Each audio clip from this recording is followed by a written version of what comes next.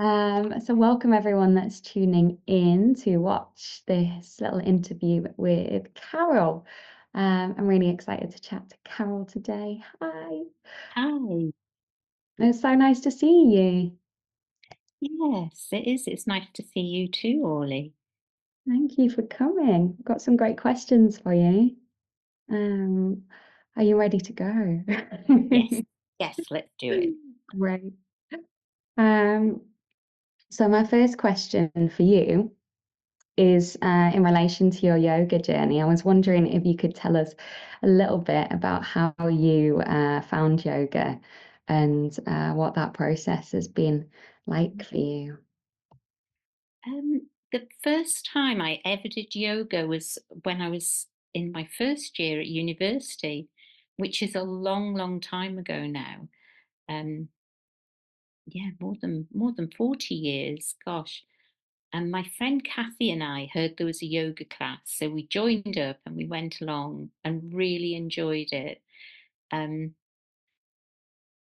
for some reason, we decided that we needed to wear leotards and leggings. So Cathy had a very bright scarlet outfit, and I had a turquoise one. And we thought we were the absolute bee's knees. But since then, I've gone for a more kind of muted palette of colours in my yoga outfits. But I so enjoyed it. I liked the way it helped me to, because I'm somebody who's always thinking of dozens of different things at once. And I liked that kind of steady mind, steady gaze, steady breath. It was just really helpful. So I've since then I've always looked out for opportunities to do yoga. Wonderful. I would so love it if we could have a session one day whereby everyone wore some jazzy leotards to their practice. I think that's a great idea. Yeah. Were you in like good company when you showed up at this yoga class in your lycra? Yeah, yes, we were fortunately because there were a lot of students there, and some of the guys who were studying like drama and so on, they came along similarly, and it was that age of leg warmers. Actually, I think there were quite a few leg warmers in evidence. But yeah, we did feel that we fitted in okay. Yes. Oh, brilliant. Bring back leg warmers, I say. Yeah. Yeah. Oh, amazing. So you've been yogaing for quite a long time. Yeah. Yeah, I have. Um, and how long is it since you found the frog project, Carol? Well, it must be, gosh, it must be about 3 years, maybe a little bit more than that, because I was doing a class before the lockdown started, and of course that an in-person class that had to stop. Then I found one online, which was a local teacher, not the one that of the class I'd been going to, because she just stopped. Um, but yes, I found a local teacher who was online. I did that for about a year, and then she decided to specialize only in pregnancy yoga, which was, not was completely not what I needed. Um, so I looked around for another one, and I can't remember how I came across Frog Project, just probably Googling and having a look for the online classes, which was also, it's funny to think at that time it was all so new. Um, but yeah, I was really pleased. I felt very at home in with the Frog Project, especially with having the three different sort of kinds of class. The classic, spicy, and nurture. Fantastic. Yeah, we're very happy that you found us, Carol. Mm. Um, I've got a question from Ruth. This is one that she's brought to many of the people that I've interviewed during Meet the Students. And it's such a nice question, just a general question about your Mm. background, I suppose. in Ruth's words, she would like to know um, if she could get a little pen portrait of you. For example, she wants to know where you're based. She wants to know about your family, your pets, your job, hobbies, favorite books, favorite stories. Just a little kind of picture of Yeah. you and your background, Carol. Okay. Well, I live in Cardiff, and I've lived in South Wales now since I moved there for university. Um, and I live with my husband, and we've got two grown-up daughters. One lives in South London, and one lives in Buenos Aires in Argentina. So they're both a fair distance from us.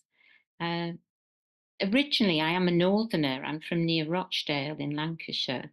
And it's funny that even though I've lived all of my adult life in Wales, but when I'm introducing myself, I nearly always say at some point, "Oh, I'm a northerner. I'm from the north of England." So it's obviously something that's still quite important to me. Um, and as well as our two daughters, we've also got a little granddaughter who's 2.5, who is based in Buenos Aires. So thank goodness for FaceTime, um, because we can chat to her whenever we like, really, but at least once a week we have a FaceTime chat with her. Um, and I'm one of a big family. I've got two brothers and two sisters, and my mum is still alive. So I spend quite a bit of time coming up to Rochdale to see my mum and trying to sort of help her keep her independence. She's got a little council bungalow, but she's finding it even more difficult with that now. So we're trying to sort out some extra support for her. Um, Yeah, favorite books. Well, I've always been a really keen reader from when I could read, when I was a little one. I love Jane Austen. She's probably my favorite writer if I had to choose somebody, because I just love her. I love the kind of slyness that she puts into her books, and her sort of humour that can be very sharp sometimes. Um, so yes, and even though I have read her books, but I do reread them from time to time. Um, I'm just trying to think. Recently, I read a book about Manchester United. I came quite late to football. I never was interested in it at all. Um, and then when uh, Gareth Southgate took over as manager, I just really liked his approach. Um, and I thought he was doing a good job with not only managing them as footballers, but encouraging them to be sort of good examples of young men. So I started following football a bit more from that point. Not to the extent of going to matches and buying a scarf and all that, but just taking a general interest. So I read a book recently about the Munich air disaster, where Manchester United lost a large number of players in the 1950s due to a plane crash. And it's a very moving book about um, that kind of friendship and comradeship, and how a big accident like that affects all the people around. Um, yeah, I would recommend that. My other hobbies, I suppose, I do like walking, going to the cinema, going to the theatre, um, playing with my granddaughter whenever I can. We've got a little plan now on FaceTime. I've just come back from 3 weeks in Argentina with her, me and my husband. Well, he was out there for a few months. Um, and it was just so nice to play those little games that toddlers like doing, making little dens and getting her to help with things like sweeping the floor and carrying things around for us. I mean, not in a cruel way, I must stress, in a playful, gamey sort of way. um, But yeah, so one of the things I thought that we could do now that we're back here, she's in Argentina, is I bought two little sticker books because she loves doing stickers now. Not that she always puts them in the book. Sometimes she likes to put them on the window or on the floor or on the wall or on her cell. So Nico has got a sticker book and we've got the identical sticker book at home. And the idea is that sometime when we're on FaceTime, we'll all do the sticker book together. We'll be doing the same one. I don't know how this will quite work out because she can be a bit anarchic with these stickers, but we'll see how it goes. Yeah, I love that idea. Yeah, let us know because I really I mean I was so into stickers when I was a child. They would be Yeah, all over the place in the most unlikely of spots. yeah, yeah. Yes. Yeah, I think Yeah. if you can get remote sticker booking to to work and to update us on that, it's such a nice idea. Oh, Um, you've mentioned a few things there that I'm interested in, and some of those relate to a couple of the other questions we've got hmm. today.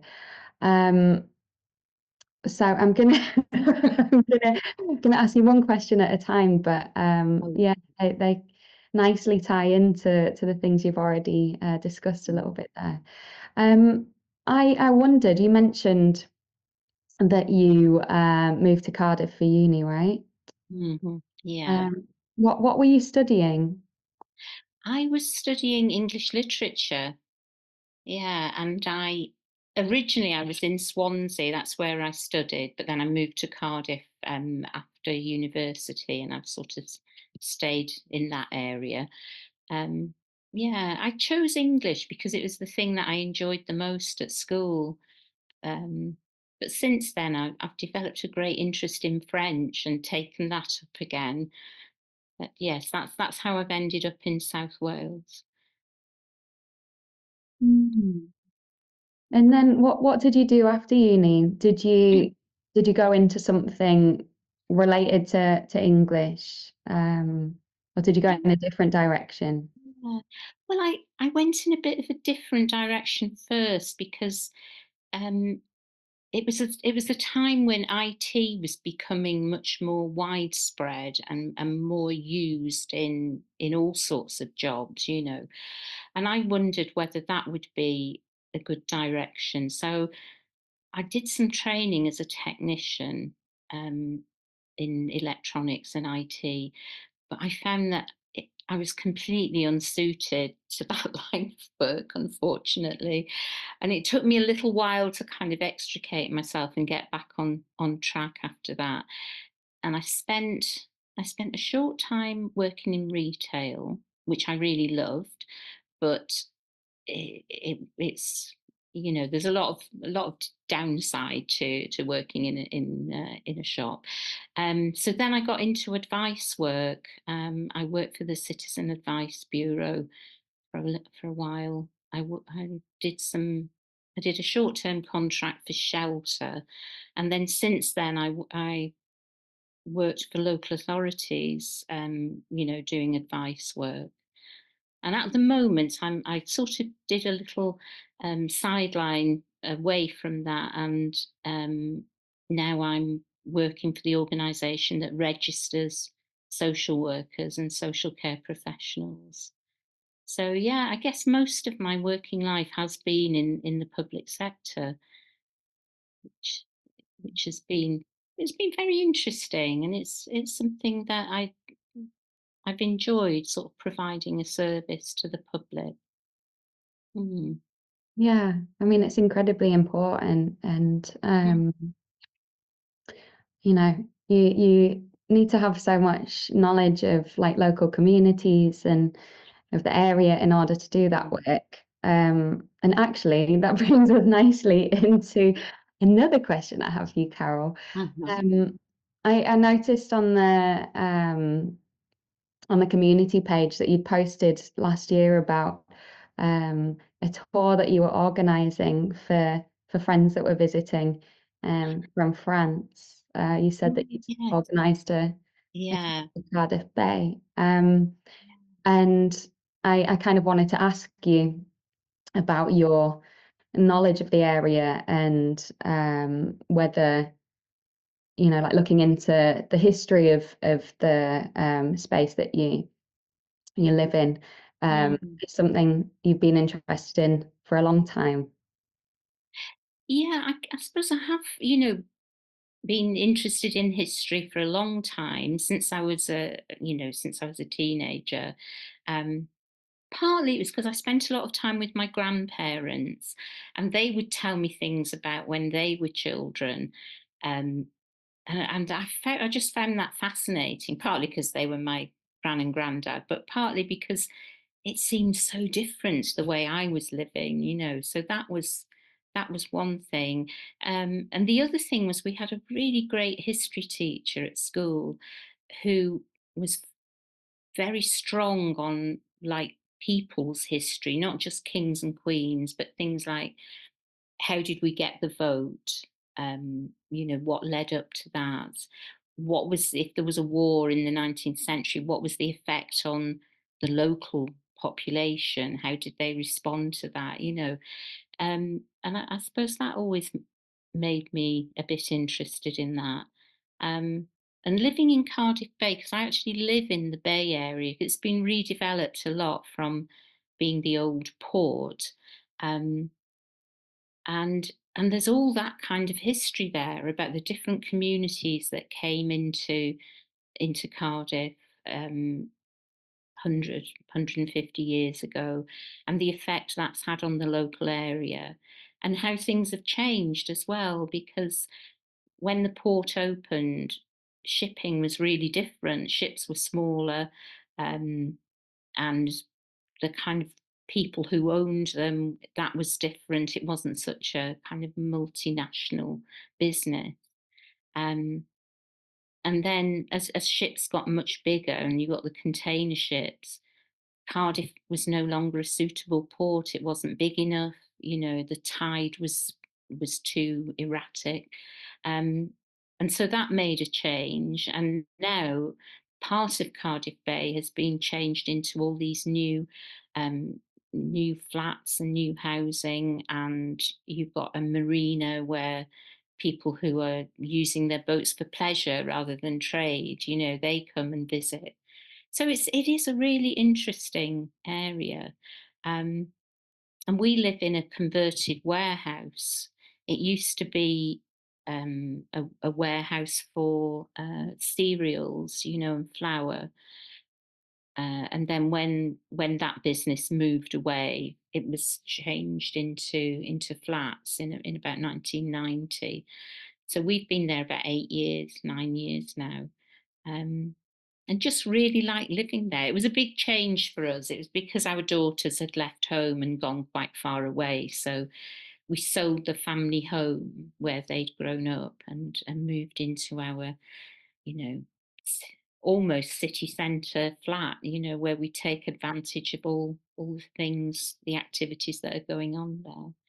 Yeah. And yeah, I'm involved in a few different French language activities, and I developed this tour that I did last year and showed a group of French people around the bay and tried to give them an idea of what life had been like there over the last sort of 150 years.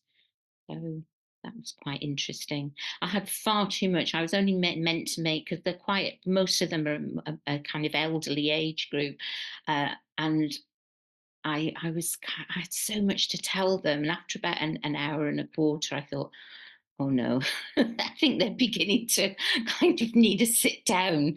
So I didn't manage to tell them everything that I'd prepared, but I got a bit carried away with my newfound knowledge.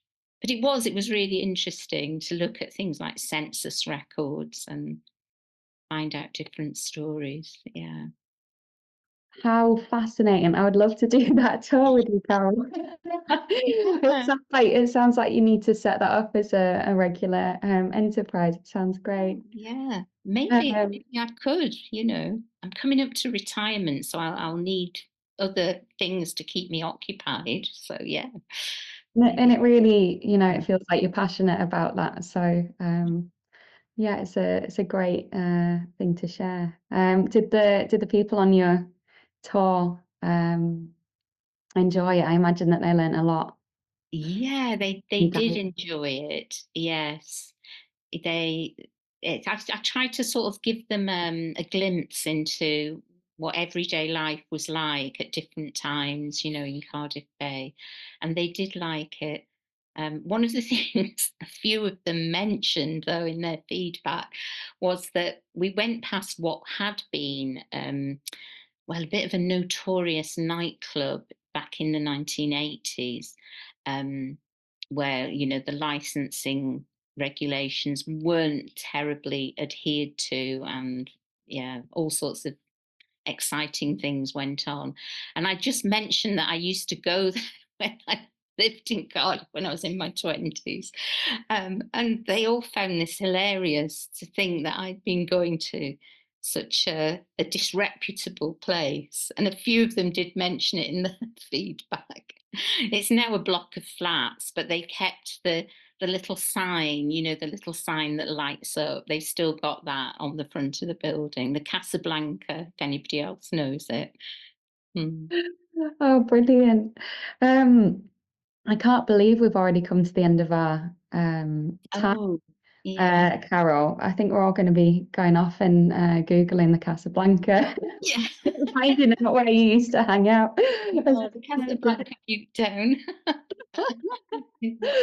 Oh, but it's been so lovely chatting to you. It's so fascinating, and I feel as though we only just peeked beneath the surface. Oh, You've got a lot of knowledge, and yeah, I wanted to know more about your trips to Argentina and your other travel stories. But maybe we'll get to do another interview in the future and oh, who a knows? little bit more about that.